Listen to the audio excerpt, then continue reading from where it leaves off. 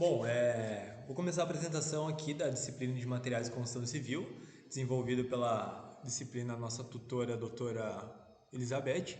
O meu trabalho é sobre a apresentação do desenvolvimento de um aditivo para a argamassa de múltiplo uso. Os representantes desse trabalho sou eu, Gabriel Henrique, e o Jefferson. Nós dois somos a dupla no qual a gente desenvolveu esse trabalho. E aqui eu vou explicar um pouco mais como que funciona aqui os aditivos para a gente poder inserir na argamassa. A argamassa de múltiplo uso são materiais de construção usualmente compostos de cimento, cal hidratada, areia e água, utilizado para assentamento de bloco e para revestimento de paredes. Para cumprir essas funções, as principais propriedades almejadas para esse material são aderência com o substrato e trabalhabilidade. O uso de cal hidratada é justificado por causa dessa última propriedade destacada. Porém, esse aglomerante apresenta elevado valor comercial e sua produção emite milhares de toneladas de gases poluentes. Em função disso, o objetivo desse trabalho é desenvolver e avaliar um aditivo contendo uma composição de argila e resíduo de calcário proveniente de uma indústria de mármore. Para substituir a cal hidratada em argamassa de múltiplo uso, gerando vantagens econômicas e ambientais. A escolha da argila, em função de suas propriedades de plasticidade e por causa do seu uso, já consagrado em argamassa de múltiplo uso, enquanto o uso do resíduo é justificado por sua similaridade química, mineralógica e granulométrica com cal hidratada. Para atingir o objetivo, foram realizados ensaios de caracterização da argila, do resíduo de calcário, de cal hidratada e testes em argamassas na composição, contendo diversas proporções de argila e calcário, substituindo parcialmente e total a cal hidratada. Os ensaios realizados foram de consistência, squid low, densidade de massa no estado fresco e teor de ar incorporado, retenção de água, densidade de massa no estado endurecido, resistência à compressão, resistência à tração na flexão, absorção de água por capilaridade, absorção de água por imersão e índice de vazios e resistência à aderência à tração. Os resultados foram comparados aos obtidos por outros autores e tratados através de INOVA e teste Tukey, coeficiente de correlação de Pearson, análise hierárquica de pesos e rede simplex. Os resultados demonstram a possibilidade de substituição da primeira parte da cal hidratada por 0,44 a 0,55 partes de argila e 0,45 a 0,56 partes de resíduo de calcário, tendo sido obtido nessa forma o objetivo proposto. Aqui eu vou falar um pouco sobre a introdução, que a argamassa de múltiplo uso são um material de construção utilizado para assentamento de bloco, revestimento de paredes, geralmente apresenta em sua composição aglomerantes, que é o cimento Portland, e cal hidratada, que é um agregado miúdo. Então, as principais propriedades necessárias para um bom desempenho da argamassa são o que é a consistência, a trabalhabilidade, a capacidade de absorver deformação, garantia pelo uso da cal hidratada, resistência mecânica e durabilidade, que são obtidos com o uso do cimento Portland e baixos teores de retração de secagem, assegurado com o uso do agregado miúdo e da cal hidratada. E além disso, um papel importante do agregado miúdo, usualmente a areia, é baratear o preço do produto, uma vez que o cimento da Portland e a cal hidratada apresentam elevado valor comercial. Então, nesse contexto, pesquisas que envolvem a substituição parcial ou total do cimento Portland ou da cal hidratada em argamassa são de extrema importância e contribuem de forma significativa para o avanço da tecnologia dos materiais de construção, uma vez que a substituição desses materiais por outros menos nobres reduzem o preço do produto obtido.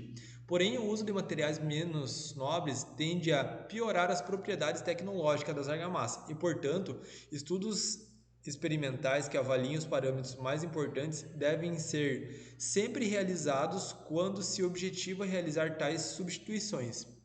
E o outro grande problema apresentado pelo uso do cimento Portland e da cal hidratada em materiais de construção, com destaque para o uso da argamassa, o objetivo de estudo desta dissertação é a grande disseminação de CO2 gerado durante a fabricação dos dois aglomerantes. Então, o estudo de novos aglomerantes que substituíam os dois que a gente estava usando é de extrema relevância e contribui para o desenvolvimento sustentável do setor da construção civil, que é um dos setores mais poluidores que mais gera resíduo no mundo. A argila é um tipo de material natural extraído de jazidas que é muito utilizado como a substituição da cal hidratada em obras de construção civil por acrescentar à argamassa bons parâmetros de plasticidade e trabalhidade. Embora poucos estudos científicos sejam conduzidos com argamassa nesse contexto do material, a grande vantagem da argila é que esse material não necessita de nenhum tratamento industrial e apresenta baixo valor comercial, quando comparada com a cal hidratada. E, portanto, o uso desse material como substituição de cal auxiliaria não apenas na diminuição do preço da argamassa, como também na minimização da quantidade de CO2 emitido pelo setor construtivo. Outro material que pode ser utilizado para substituir a cal hidratada é o resíduo proveniente do beneficiamento de mármore, uma vez que esta rocha é classificada como calcária e por isso o resíduo apresenta composição química similar à cal. Por ser um rejeito industrial sem valor comercial, a substituição da cal por este material ajudaria a diminuir o preço das argamassas. Essa substituição também possibilitaria ganho ambiental, uma vez que além de diminuir o uso da cal hidratada, um material cuja produção gera grande poluição atmosférica, o resíduo, que atualmente é tratado como lixo industrial, agregaria a função de aglomerante. Então, o objetivo geral desse trabalho é desenvolver e avaliar um aditivo mineral para as argamassas de múltiplo uso, utilizando uma composição de argila com o resíduo do beneficiamento de mármore, classificado como material de calcário, como forma de substituição da cal hidratada. Como objetivo específico desse trabalho pode ser citados a caracterização química, física e mineralógica da argila e do resíduo de mármore estudados, a fim de comparar com os parâmetros do material a ser substituído, isto é, a da cal hidratada. Então, o que tem? A gente analisar os parâmetros no estado fresco, consistência, squeeze flow, densidade de massa no estado fresco, teor de ar incomparado, teor de retenção de água, de uma argamassa de referência e de argamassas contendo substituições parcial e total da cal hidratada por argila, por resíduo de mármore ou por combinações dos dois.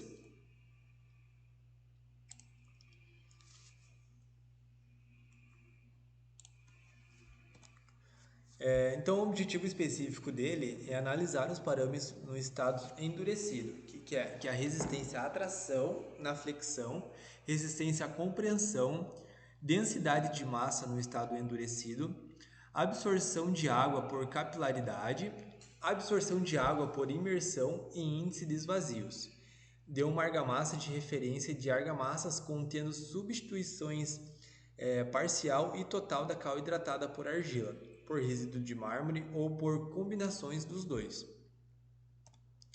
Então, qual que é o objetivo específico realmente desse artigo no qual a gente está estudando? Que é analisar a aderência à tração de um substrato cerâmico com uma argamassa de referência e de argamassa contendo substituição parcial e total da cal hidratada por argila, por resíduo de mármore ou por combinação dos dois. Então, obter, através de diferentes metodologias, a melhor composição de argila com resíduo de mármore de forma a substituir a cal hidratada, sem prejuízo nas propriedades da argamassa. E qual que é a justificativa que ele obtém para a gente? Então, o trabalho ele se justifica pela contribuição econômica e ambiental que o desenvolvimento do aditivo proporciona, já que a substituição da cal hidratada, aglomerante cuja produção é altamente poluidora e cujo valor comercial é elevado por materiais menos nobres, como a argila e o resíduo de mármore, que ele proporciona significativa redução no preço final da argamassa de elevados ganhos ambientais. Então, essa é a justificativa que ele nos trata. Que ele tem uma redução no preço final da argamassa, então mesmo os elevados ganhos ambientais que ele nos proporciona. Então, isso que é uma boa justificativa. E também a contribuição ambiental ela é justificada pela destinação de um material que atualmente é considerado um lixo industrial, como é o caso do resíduo de mármore, e pela substituição da cal hidratada, que ao ser menos usada, ela auxilia no desenvolvimento sustentável do setor da construção civil. Vale ressaltar também que existe ainda uma terceira justificativa, qual que é? Que é a tecnologia, pois a função da cal hidratada nas argamassas é garantir boa trabalhidade e auxiliar na capacidade de acomodar deformações, propriedades essas provavelmente mantidas com o uso da argila, aglomerante com elevados teores de plasticidade e com o uso do resíduo de mármore, que apresenta combinação química similar ao aglomerante a ser substituído. Então, ela é uma boa justificativa essa contribuição ambiental, que ela tem uma destinação, um material que é atualmente considerado um lixo, né, um lixo industrial, como é o caso do mármore ali que eu acabei de citar. Aqui eu encontrei a NBR, que é a 10908, que ela fala sobre um pouco dos aditivos que a gente pode colocar na argamassa e no concreto. Essa norma está vigente, então ela tem um bom, a gente consegue ter um bom exemplo de como que ele é. E o que ela faz? Ela prescreve os métodos para a determinação do pH, que é o teor de sólidos. Ela tem a massa específica e teor de cloretos, com o objetivo de verificar a uniformidade de aditivos sólidos ou líquidos de um lote ou de diferentes lotes de uma mesma procedência. O método eletrométrico de medida de pH não se aplica a aditivos que possuem constituintes que possam aderir aos eletrodos de pHômetro. Então, ele possui constituintes que possam aderir a esses eletrólitos, né? E ela também diz que o método de determinação de teor de sólidos não é aplicável a produtos com constituintes que tenham pressão de vapor elevada em temperatura abaixo de 150 graus Celsius e produtos com pelo menos um constituinte que ainda retenha água a esta temperatura. O método do piquinômetro determina a massa específica relativa à da água, com as temperaturas das amostras e da água inferior a 25 graus Celsius. Então, essa água ela tem que estar realmente inferior a 25 graus Celsius para a gente conseguir aplicar esse método do piquinômetro nela.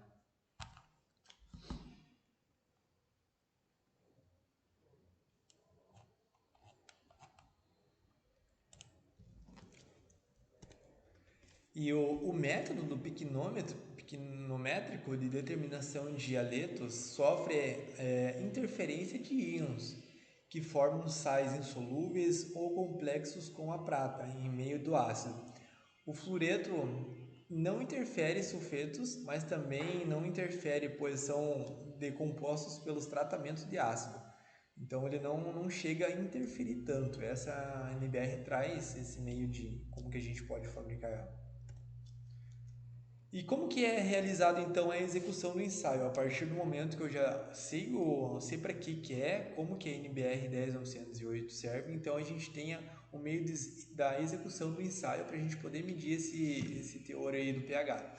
Então os reagentes a ser usados, eles devem ser todos puros para análise. A solução deve ser preparada em água destilada ou deionizada e guardada de preferência em frasco polietileno. Então essa água a gente destila ela e guarda em frasco de polietileno para a gente não acabar sofrendo danos em guardar em algum outro tipo de frasco que não seja esse. Então a solução tapão do padrão do pH ela varia de 4,008 a 25 graus Celsius. Então, preparada, dissolvendo em água de 10 a 1.200 gramas de bifitalato de potássio, que a gente tem essa fórmula ali química que é o HCC8H4OH, que ela é seco a 110 graus Celsius por 2 horas e ela é diluída a 1.000 ml em balão volumétrico com água. Então essa que para a gente poder medir a partir do momento que a gente guarda essa água toda preparada ali para essa análise. E qual que é? Então a solução tapão do padrão do pH ela é de 6,865 a 25 graus Celsius. Então ela é preparada dissolvendo em água de 3,880 gramas de hidrogenosfato de potássio, que a fórmula dele é o KH2PO4 e 3,5330 grama de hidrogenosfato de sódio, que é a Na2HP04, e ambos secos a 110 graus Celsius por 2 horas. Então eles são diluídos a 1000 ml em baixo balão volumétrico com água. E a solução tapão padrão do pH é de 9,180 a 25 graus Celsius, preparada dissolvendo a 3,8 mil gramas de borato de sódio, decaidratado, que é o Na2B4O7.10H20, em água recém-fervida, para eliminação do CO2 e resfriado à temperatura ambiente, e diluído a 1000 ml em balão volumétrico com água recém-fervida. Então a gente coloca nesse balão volumétrico com essa água recém-fervida com essa toda a preparação. Então esse tipo é um modelo que a gente faz a execução do ensaio.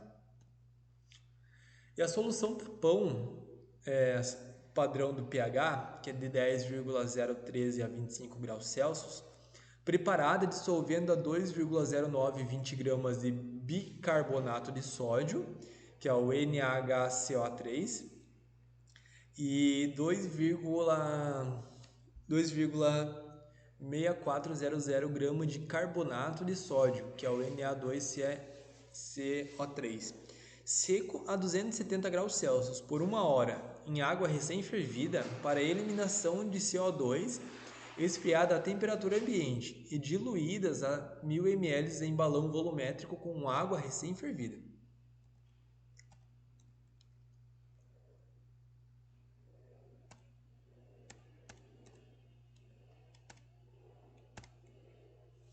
Em cada determinação, o resultado é lido diretamente no aparelho e expresso com uma casa decimal. A temperatura e a concentração em massa ou volume de aditivo original na solução em que foi efetuada a medida deve ser indicada. O pH da amostra é a média aritmética das 3 determinações que a gente efetua.